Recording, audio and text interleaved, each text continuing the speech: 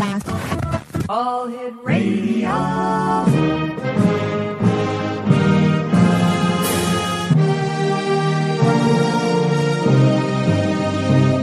Welcome to the X Zone, a place where fact is fiction and fiction is reality.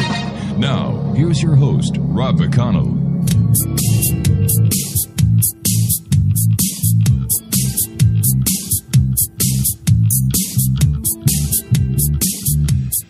Welcome back, everyone. This is the X Zone. I am Rob McConnell. The weekend is upon us, X Zone Nation. Well, let's see. I believe there's 2 more weekends left before school starts. Aw, you poor kids going back to school. Now I understand how my parents were so happy when my brother and I went back to school. Peace, quietness, and sanity reigns in the house again. Well, you'll grow up one day, you'll get a job, you'll go out there and you'll look at the world and you'll say to your spouse, you know what, honey, I remember the days where I used to go back to school. God, I miss those days. Responsibility is something else, isn't it, X Zone Nation? By the way, the X Zone radio show and the X Zone Nation is endorsing Donald Trump for President of the United States. God, that guy can stir a pot better than a bunch of Wiccans at a witch conference. X Zone Nation, my guest this hour is KATHRYN Silverton. She is a certified professional astrologer. She's been in practice since 1975. She holds a master's degree in psychology and is nationally certified by the American Federation of Astrologers.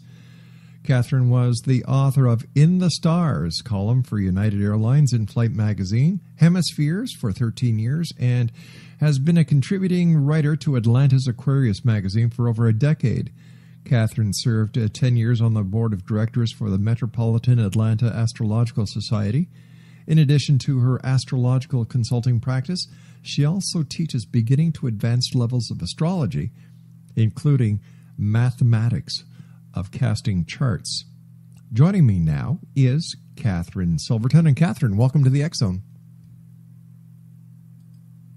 I think my producer needs to pot you up. I'm sorry. We're just going to get to that in a second. Craig, can you get our guest up here, please? I would appreciate it if you did. Craig, what's going on here, buddy boy? I see. All right. Do we have KATHRYN yet? KATHRYN, are you there? I'm here. Oh, there you are. Yeah, my producer, we had a glitch with one of our software. So I knew you could hear me, but we had to get you on. So welcome to the show, my dear. How are you tonight? Thank you so much. I'm pleased to be here. I'm honored to be here. Thank you. Oh, it's our great pleasure. Tell us a little bit about your journey and how you got into astrology. Oh, my goodness. Wow, that's a long story. When I was 7 years old, I was walking home from school one day, and this little voice said to me, when you grow up, and I'm not sure if I have yet, but this little voice said to me, what you're going to do with your life, there's a system outside of ourselves that we can't necessarily see, but we can measure it, and it explains to us what is happening here on Earth and explains human life and human interaction, and it's a science, and this is something that you're going to study, and this is what you're going to do with your life. And at the time, being 7 years old, I didn't really understand it and just went about my business. And then as I got into college and undergraduate school, I stumbled into a class in astrology and just out of curiosity started studying it, and it just felt very familiar to me, and it seemed to make a lot of sense, and it really dovetailed into my studies of psychology. So I just continued to study it and eventually started practicing. So that's how it started, and it's just an extremely fascinating and in-depth field. I find it very rewarding. Of course, all people are different. All astrological charts are different. And it's just an amazing tool to help people. You know, I find astrology fascinating. I truly do. Here you're basing everything on the person's date of birth, place of birth, and the position of the stars and the planet at that specific time. And yet, yes, exactly. And yet you can be so detailed and so dead on. It just amazes me. Yeah, it is fascinating, and what's so interesting about it also is that there are just so many sub-facets to it that when I study with my colleagues, I just feel like, good grief, I've been studying this information for 30 some odd years, and I still feel like I'm just scratching the surface. Because there are just so many other dimensions to it. I have colleagues that study the stock market, the weather, nations, and there's so many ways that it can be applied. And of course, it's not a deterministic field at all. It's indicating what kinds of weather, if you will, cosmic weather is surrounding us, and so we take the knowledge and the information with us and determine our choices accordingly. So it's looking at the weather forecast and saying, well, do I need to take an umbrella with me or not? So, right. But I enjoy it very much. What is the history of astrology? When did it start? Who started it? I believe it started with the Egyptians. I couldn't tell you exactly when, but I know that it started basically through observation, observing things like the rise and fall of the Nile River, observing that there seemed to be a correlation between what was happening here on Earth and what was happening in the heavens in terms of agrarian issues, and then as people progressed, it was used by royalty for purposes of wanting to know things like who is being honest with me, or when is my child going to be born, or when am I going to marry, or things like that. And then it eventually filtered down into the quote-unquote common person. So it's been around a long, long time.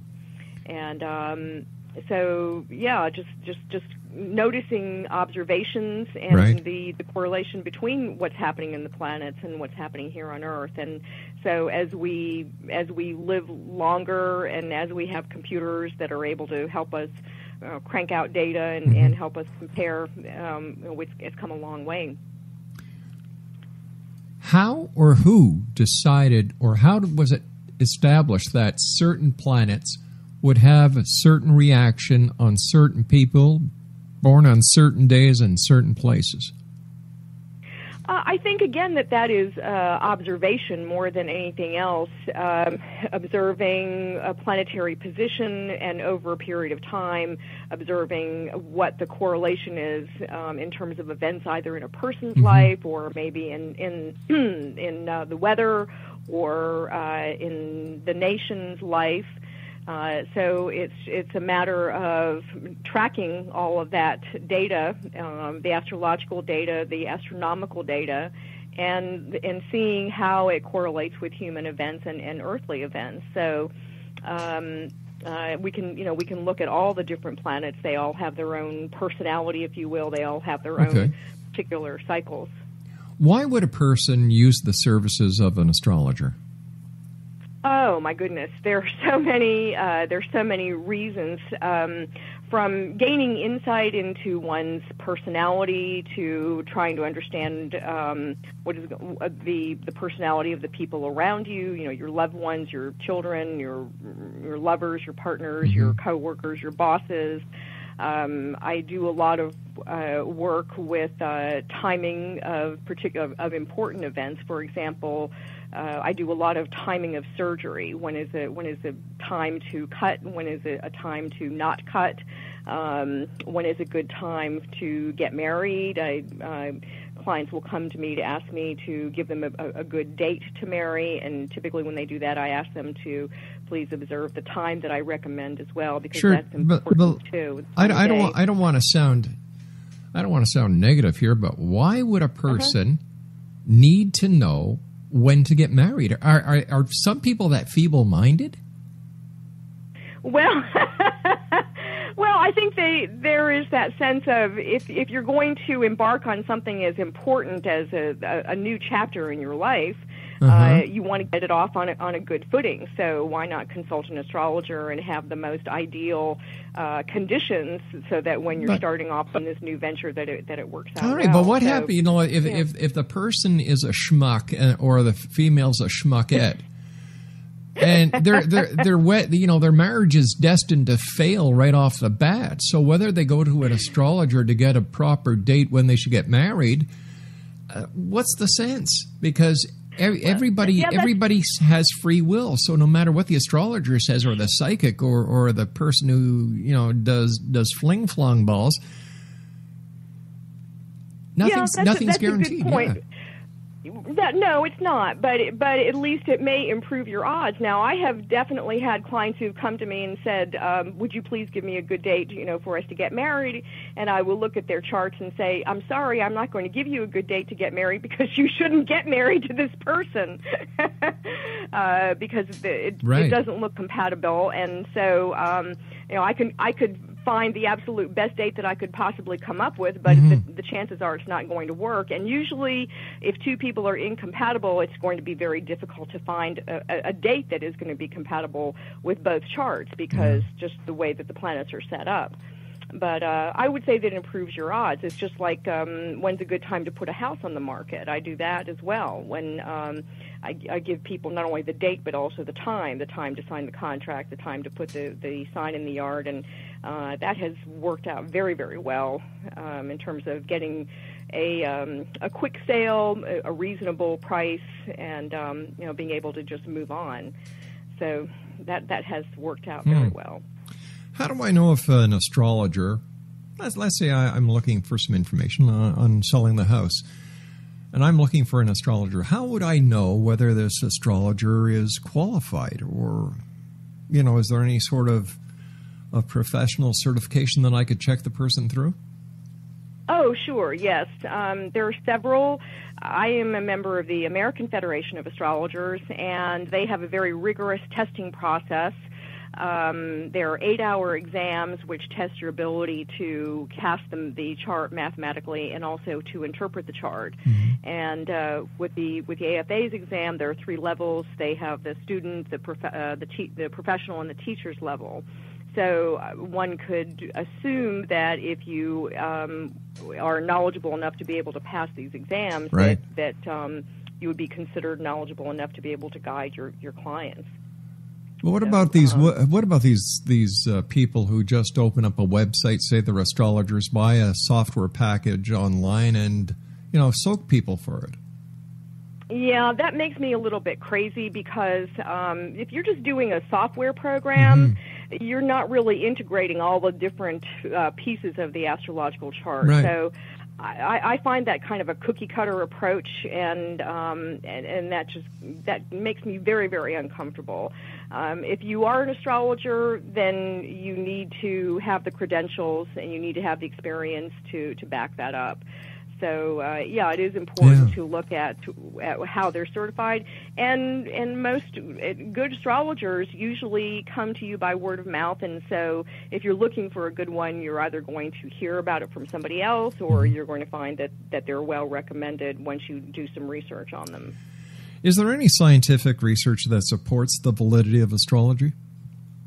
Yes, there absolutely is. I don't know that I could really explain in depth the actual mechanisms, but there is a lot of scientific evidence to support the idea that there are, if you will, sort of forces. There was an astronomer, a British astronomer, whose name escapes me at the moment, and it's going to come to me in a minute, but he wrote a book called The Scientific Evidence for Astrology, and it's very fascinating because it does outline what the mechanisms are. Percy Seymour was the man. He was a British astronomer, as a matter of fact, and did a lot of research and found that there is indeed a correlation, not only a correlation, but there is evidence of magnetism, for lack of a better term. So yes, and it impacts not only people but all living creatures. So animals are going to be impacted by planetary cycles just like people are. I understand that Hippocrates, the father of modern medicine, had an association with astrology. Yes, he did. Hippocrates stated that any person who calls himself a doctor and has no knowledge of astrology has no right to call himself a doctor. And I read that quote very, very early on in my studies, and it just took me aback. I just thought, what in the world is this all about? Mm-hmm. And the more I studied astrology and found that there is, in fact, a correlation between the parts of the body and the signs of the zodiac, and then there's the planets in the solar system have a correlation with the organs in the body. So there is a tremendous amount of there is an alignment, or there is a connection, I should say, between the two. So a good astrologer who is knowledgeable about medical astrology can advise their clients as to times when their health may be prime or when their health may be challenged, and make some recommendations as to what to be aware of. Can you give us some examples? Can you give us some examples of medical astrology? Oh, sure. Well, in addition to doing timing of surgery, I would look at a person's chart and say, for example, parts of the body that may be prone to problems or weakness, timing where you need to pay attention to health issues, anything from major to minor issues, from your heart to stubbing your toe or breaking a leg or things like that. So if you have an idea from your astrologer that this is a little bit of an accident-prone time, then it gives you a heads up so that you know that maybe you need to slow down a little bit. So that you don't have an accident, or maybe if you are paying attention, it decreases the severity of whatever the issue is that is confronting you. So I do that quite a bit, and a client who said, I had listened to your tape or your consultation, and I was in the grocery store and I stubbed my toe, or I ran over my my ankle with the shopping cart. But I had remembered, that you had said to be careful, so I didn't really think about the shopping cart. But maybe, maybe it saved me from having a car accident. Yep. You never know. So you never know. What is electional astrology? Electional astrology is finding a time to embark on something that is significant. For example, when would be the time to open up a new business? Or again, as we talked about, when's a good time to get married, or when is a good time to have surgery? You want to be looking at as best of the configurations of the planets as you can possibly come up with the awareness that astrologers have no control over where the planets are. We read them, but we don't move them. So it's the whole idea of taking advantage of the texture of the moment, so that if you are embarking on something, then hopefully you're doing it at a time when it's going to have a favorable outcome, or at least you're increasing the odds of it having a favorable outcome. Not that long ago, there were new moons that were discovered in our solar system. How does the addition of celestial bodies change or affect astrology? I think it actually it enhances it, because it gives us more data from which we can work. And so again, it goes back to research and observation and finding those correlations, seeing what do those bodies impact on Earth, and how do they impact us as humans, and how do they what kinds of events are they going to be connected to. So I think that it really gives us more information to work with. The ancients only work with 7 planets, and their work was incredibly accurate. Yeah. And they didn't know about Uranus, Neptune, and Pluto. But as we move forward, we learn more about our solar system and the elements in there that will have an impact on us. Didn't President Reagan use astrology? Yes, he did. Yeah. There was a guess that he may have used astrology when he was governor because of an unusual time in which he took the oath of office. Right. When he was president, yes, he consulted, or actually Nancy Reagan consulted with an astrologer by the name of Joan Quigley. And this happened, she actually did this after his assassination attempt. Nancy Reagan is a Cancer and a very protective individual. The Cancer is a very nurturing sign, and after that assassination attempt, she did whatever she could to protect him. So she would consult Joan Quigley on a regular basis in terms of when it was safe for him to be out in public, when he needed to lay low.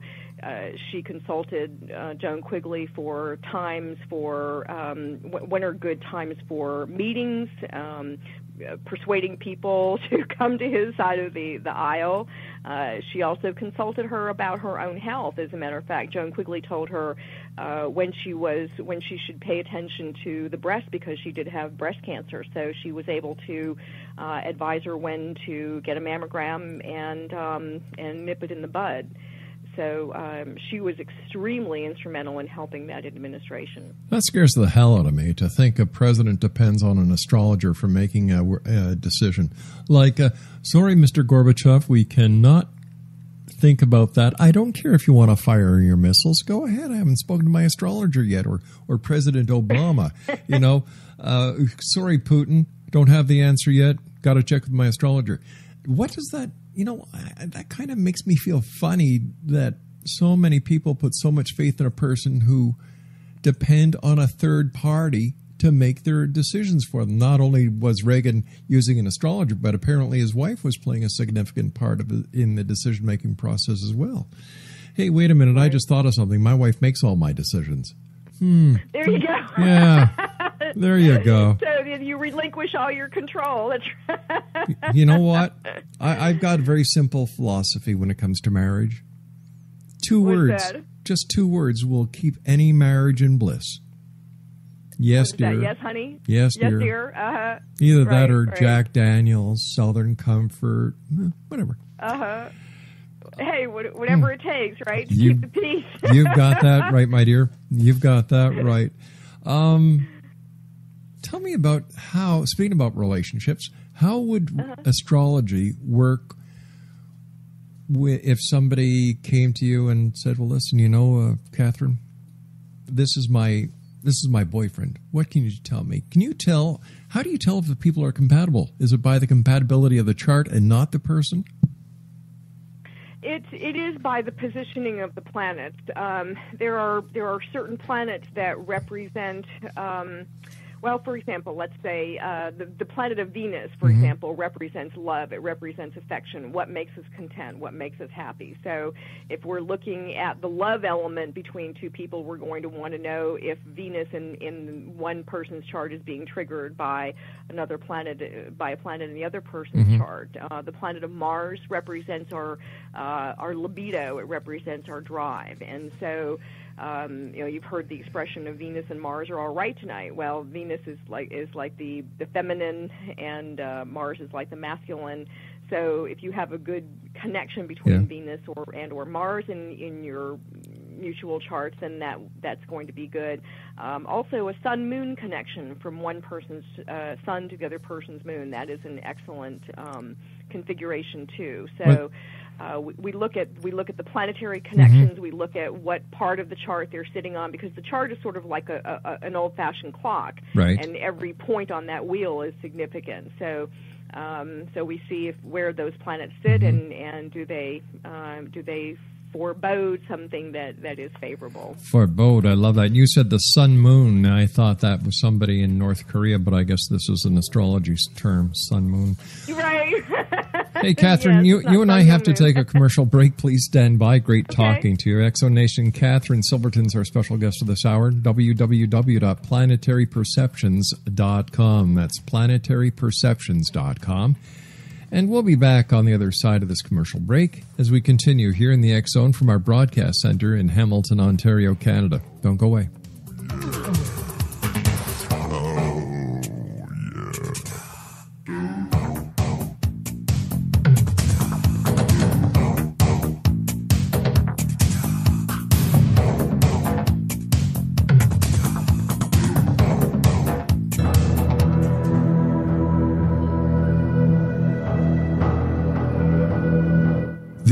ability to access the knowledge of the universe is much easier for us to access than we may believe.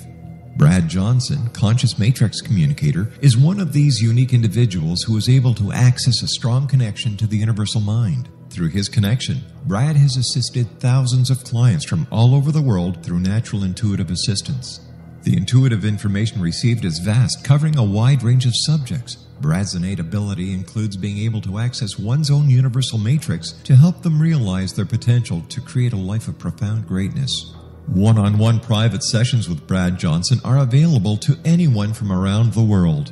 Brad is also a proficiently trained psychic, Akashic Records reader, an online spiritual teacher, founder of his own unique and powerful healing system, Body Regeneration Healing, as well as a professional conscious channeler in communication with his own higher self-consciousness known as Adronis. For more information or to book a service appointment with Brad Johnson, visit his website at www.consciousmatrix.com. That's www.consciousmatrix.com.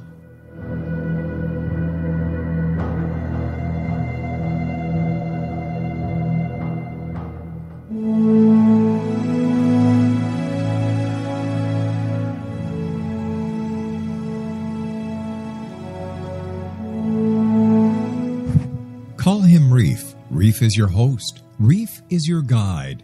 Are you happy? Happiness is like trying to find water in the desert. Can you find any? Sometimes, sure, but only a few drops. God is an ocean of joy, but God is not cheap. You cannot find God in a chemical. You must attract God's attention.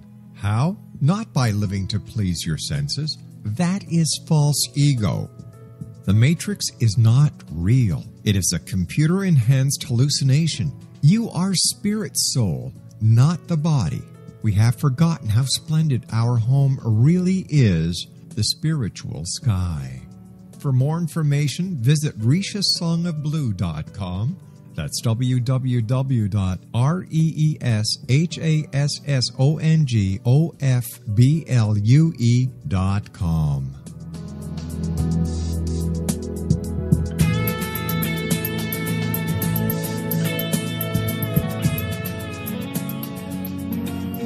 Wouldn't you love to know the secret to everything? Well then, meet Dr. Kimberly McGeorge and her cutting-edge breakthrough knowledge that combines science with possibility. Dr. Kimberly brings real-life answers and healing to those open to alternative solutions. She teaches solution-based programs and classes that will change all areas of your life forever. Specializing in conscious creation, intuitive readings, and energy medicine, you can rapidly shift health, relationships, business, and money and abundance challenges quickly. Receive her best-selling book, Secret to Everything, at no cost by going to secrettoeverything.com/X-Zone. That's right, transformation can start now. Just go to secrettoeverything.com/X-Zone and receive Dr. Kimberly's book for free.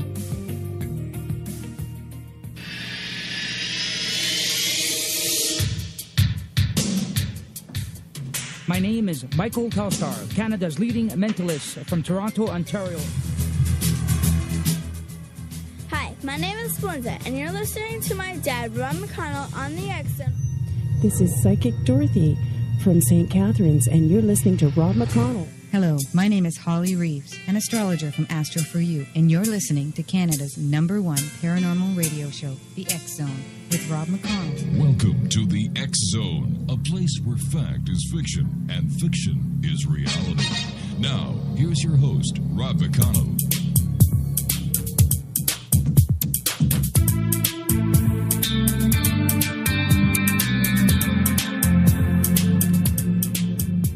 Welcome back, everyone. This is the X Zone. I am Rob McConnell. KATHRYN Silverton is my special guest this hour. www.planetaryperceptions.com.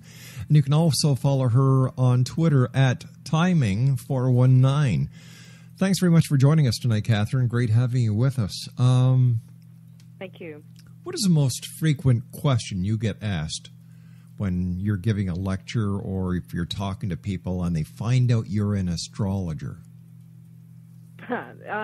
Wow, that's a good question. they'll probably. Probably the most common question is, "Can you guess my sun sign?" And the answer is no, I don't, because there are several reasons why I don't do that. One of the reasons, the primary reason, is that if I were to guess your sun sign, then that would reinforce the myth, what I call the myth of sun sign astrology, which is you are only your sun sign. Another reason is that when we look at an astrological chart, we're looking at so many different components that your rising sign may come across more than your sun sign, or your moon may come across more than your sun sign, and so it's a little bit silly to just narrow people down, boil them down to one particular component. So I don't. I tell them that. I tell them no, I don't do that. But if you would like to have a consultation and have an understanding of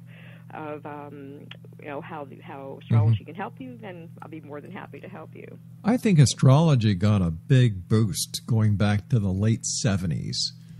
The greatest pickup line is, "What's your sign? Good looking." Yes, exactly. Yeah. What sign were you born under? And then, of course, the sarcastic, the stop sign, the yield sign, or whatever. Strange place for your mom to be at that point, but yeah. Hey, how did you know that was my mom? Yeah. Right. Astrology predicts or helps a person to better understand themselves, and sometimes it can give us a direction which way to go in the future. Does astrology ever predict our death? I think it. There are certain techniques that one can use to look at a person's death. I do not do that because I think, first of all, I take an oath with the American Federation of Astrologers that I will not do that. But I can tell you that I can see losses around a person, and if I feel that person is equipped to accept that kind of information, I will do that. And I can see a very valid reason for it. I've had, for example, a spouse will say, my husband has cancer, and the doctors are saying he has X amount of time to live, and I need to do a little planning. And what do you think? What do you think the longevity is? So I will answer that question. There was one situation with one client who knew she was terminally ill, and she was wanting to just be prepared. Oh my and gosh, I did give her an idea of what to anticipate, because I felt it was only fair. She was a long-time client of mine, and she needed to prepare. And exactly. And unfortunately, I was correct in the timing. But you can see it, and honestly, I can see it in a person's chart. I can see a loss around them, but oddly enough, the own person's death, it's very cryptic. I often find, and so that part is difficult. But if it's your mom or your dad or something like that, then it's probably a little bit more easy to see. Is it possible for an astrologer to go backwards on a person's chart to see where they have failed to a certain point and say, there's your problem right there. Now, if we take this direction now, things should work out. Yes. And I sometimes go back in a person's chart for a couple of different reasons. Sometimes it's to just give them a little bit of a validation that I am, being able to accurately interpret their chart and not only interpret but also anticipate. Obviously, in looking back, what was accurate, and it also helps them to kind of understand, well, what was the lesson that was being learned here. And so that if I can go back and understand, okay, this was the mistake I made, then when something similar is coming around again, forewarned is forearmed is Sure. a very common term that we use. And so it's saying, okay, well, this is a texture of the moment at that time, and this similar texture is coming up, and so you might want to be aware of that. And sometimes it's just plain fun, to go back and say, when you were around 7 years old, did XYZ happen? And they just look at you and go, huh, how did you know that? And it's not because I want to be, woo-woo and impress you, but it's more to give you a validation that this is an accurate tool. I must say, and all joking aside here, I have had astrologers on the show over the last 24 years, a great number of them. But I have to tell you something. You come across with more credibility and sincerity and honesty than anyone else I've had on the show talking about astrology. Oh, wow. Well, thank you so much. I appreciate that. I'm just telling you the truth. Okay. So can you guess what sign I am? Thank you. I couldn't help that. No, but I was serious about you and how you're coming across. I'm sure the members of the X Zone Nation feel the same way. Well, thank you. I appreciate that. Have you ever done somebody's chart and you just look and say, "Oh my God," like it just blows you out of the water? Yeah, sometimes because there may be something that is just so beautiful, something so lovely that is coming up that you go, oh, and I get excited for my clients. It's they're almost like my children, and so I get excited for them. It's like, oh, this is a great time. You're going to have a great trip. This is a really wonderful opportunity. So yes, and of course, not everything is roses, and sometimes you have to say, oh boy, this is just a really difficult time. You're just going to have to suck it up and just be prepared. But I can also say, when you're in the midst of this, you may be asking yourself, what in the world is going on? But I can also tell you, hey, 3 months down the road, you're going to be able to breathe a sigh of relief and say to yourself, well, hey, I made it. Right. I can put a gold star on my chest because I conquered that. So give yourself credit for having weathered a storm. What does your family think of you being an astrologer? Do they use your services all the time? No, they don't. My family, it's interesting. My parents, when they learned I was studying astrology, my dad, I was studying it in college, and my dad came to visit me, and he looked in my bookshelf, and he saw all these ephemerides, which are the books that list the planetary positions. And he came back out into the living room, and he looked at me and goes, "You're really serious about this stuff, aren't you?" And I went, "Yes, I am." And my mom said, "You come by this honestly. There were people in her side of the family that had some psychic or some intuitive natures, and she felt like it was something that was sort of passed down genetically, although there's nobody in my immediate family that ever studied this kind of a thing. So they do think it's different. They do think it's unusual, and sometimes they say, well, can't you have a real profession like other people? And I'm saying, hey, this is my profession, and it's extremely rewarding. And exactly. And so my brother would say, you ought to look at so and so's chart. You might find it fascinating, even though he wasn't really a believer in it so much, quote unquote. Right. But he would say that that he could tell that I was able to get some insight into people, and so for that reason he felt like maybe there was something valid about it. See, when somebody goes to see you as an astrologer, they're getting twice the bang for their buck, because here you are, you're an astrologer, a certified astrologer with credentials coming out the yin-yang, and then you're you've got a master's degree in psychology. Yes. So they dovetail very nicely. Yes, they do. Yeah, and when I was studying psychology, that's when I got into astrology, and it just made so much sense. And if you wouldn't mind, I'd also like to make a comment. I was saying about, believing in astrology, and I often say to people, people ask me that a lot when you're asking, what is a common question? One of them is, do you believe in astrology? Well, if I didn't, as if I didn't believe in it, why would I practice it? But the reality is that, would you come up to somebody and say, do you believe in gravity? Well, no, you don't ask them that, because you know that it's a force of nature. No, dear. I've got to differ with you. We did that once for a TV show I did. Oh, really? We did. Okay. We did The Man on the Street. Uh-huh. You know, one of the questions was, what is the national anthem of Canada? Uh-huh. Another one was, do you believe in gravity?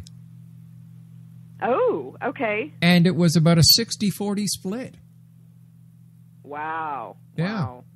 So, you know, that's just a little bit of information. But, yeah, I had a gentleman on the show this week, and I can't remember his name right now.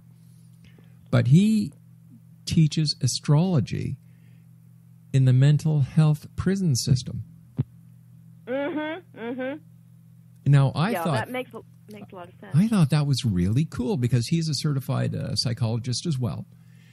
And this way here, he didn't say it, but what I was reading was that you're actually getting the patients or the inmates the ability to psychoanalyze themselves. Yes, and understand, you know, what was their motivation? Where did I go wrong? Yep. Well, what was I thinking? How can I adjust my perception so that I don't make those mistakes again? Yeah. It's a wonderful place to study astrology because you've got all the time in the world and you've got all kinds of interesting guinea pigs. As a matter of fact, I went into, I wasn't a resident, but I did actually visit a federal penitentiary. And what were you charged with? Just being a blonde, I think, at the time. But yeah, I did go in there, and the gentlemen there were very fascinated with it, and you know, we're kind of lapping it up as a tool of understanding themselves. You know, let me ask you this: could astrology be used as a tool when it comes to profiling a criminal? Yes, I think so. There have been so-called tests where people have given astrologers different charts and said, you know, which one is the criminal and which one is this and which one is that, and to a certain extent that's not really fair because the astrologer can say what a propensity is, yes, but it's up to the person and their free will as to how they use that influence. Gotcha. I've seen charts of people that are extremely successful, and they may not have glowing charts, but they may have little nuggets that they have been able to that they've been able to bring out and use that to their benefit. And then I've also seen charts of people that have difficult charts, but they've been able to overcome them and find success through those challenges. So I think it's a little tricky to say, okay, you know, which one is the criminal and which one is more likely to be president, because I mean, yes, you can see the propensity there, but again, it's, as I said, it's free will. All right, you brought the one word up that I was hoping you would, president. Have you done the astrological charts on any of the presidents, or have you done a chart on Hillary Clinton or Sir Donald of Trump? I have not looked at Sir Donald because I laugh too hard when I think about him, quite honestly. You know, his hair just makes me crazy. But anyway, yes, I have looked at Hillary's. Believe it or not, she has a very good chance of winning despite everything that is going on with her right now. I've been 100% accurate with my presidential predictions, dating back to actually her husband. When he first ran, I started making forecasts, and so far I've been right on the money. Wow. My sense when I started to look at this particular election is that it would boil down to Hillary and Jeb Bush. You've got to be kidding. Jeb Bush? Yeah. He reminds me, he looks like he looks like he should be at a Chuck E. Cheese. You know, when they have all the guys in the banjos and up front, the animatronics? You know, no, wait a minute, they've got more action than he has. You know, I guess he used to be used by his parents as a mannequin for everybody else. Like, he's got as much personality as a snail. I know. So ask me what I really think about Jeb Bush. No, right. Hillary's is very interesting. I mean, she's such a classic Scorpio. I mean, when you talk about, hiding things, boy, it really hits the nail on the head. But she's got an interesting chart. But I've looked at hers, and of course you can't just look at hers and not look at her family's chart. And Right. at the time of her election, I should say, it looks favorable in her husband's chart, and somewhat also in her daughter's chart too. So when you look at the whole conglomeration of it, and I haven't looked at it lately, Right. but this was about 6 months ago when I looked at it, and I want to look at it again when it's narrowed down a little bit. I see. That was before the FBI and the Justice Department got hold of her email server. Oh my God! Yes. Yeah, gotcha. Yes, exactly. Gotcha. Yeah. Listen, I've got to tell you something. I hope Donald Trump wins. Okay. I really do. Like the guy's got a hairdo like a Chinese bird's nest soup dish. I understand that. But Right, if anything, he has caused more people to think about issues that every other politician has kept away from. And there's only one other person that Donald Trump reminds me of, and that's Morton Downey Jr. Remember him, the shock jock guy? Yes, Oh, absolutely. wow.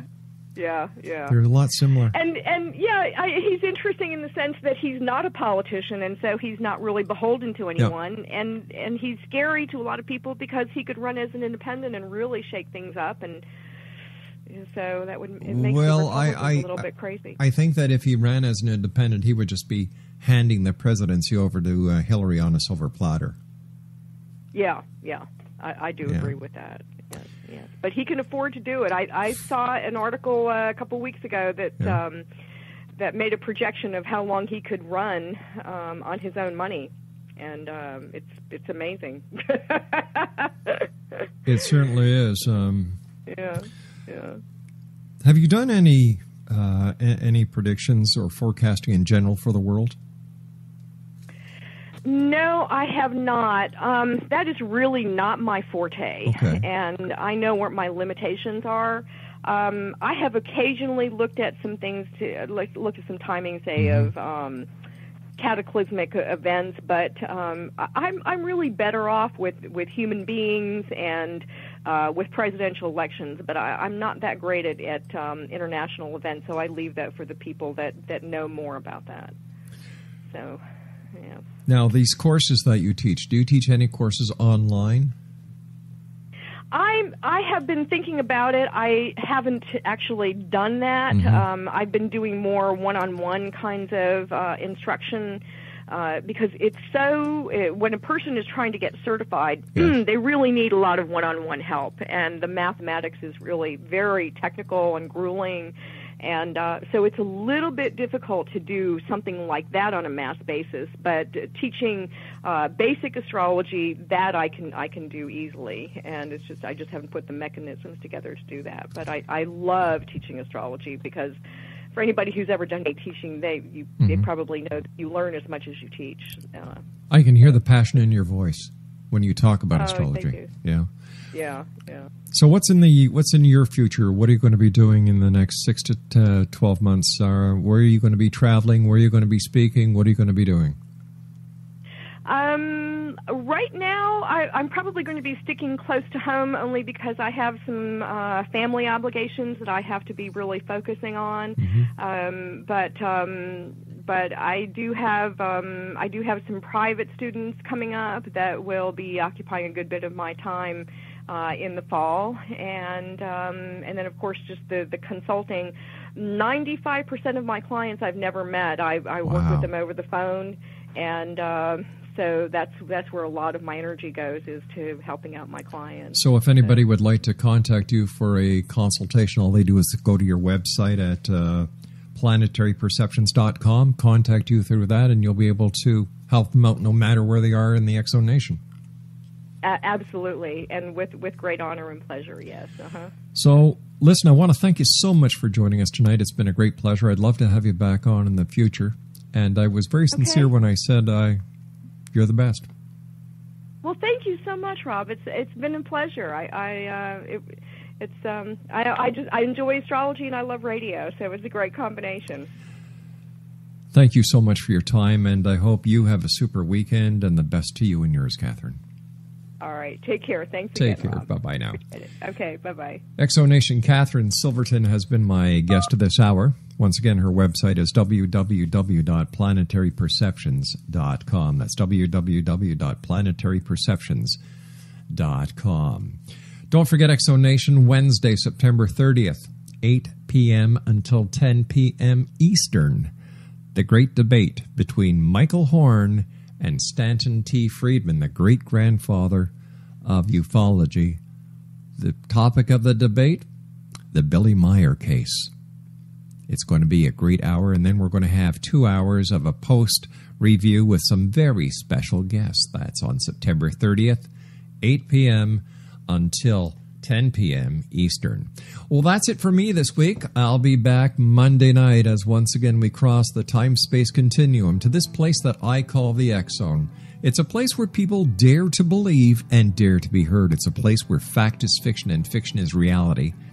And as you all know, Monday through Friday, 8 p.m. Eastern until midnight, right here on the X-Zone Broadcast Network and our good friends at the Starcom Radio Network. So until Monday, when once again we meet here to discuss the world of the paranormal and the science of parapsychology, always, my friends, be good, be kind, help each other out, and always keep your eyes to the sky and your heart to the light. Good night, everyone, and have a safe weekend. Whiskey or beer. Closing time.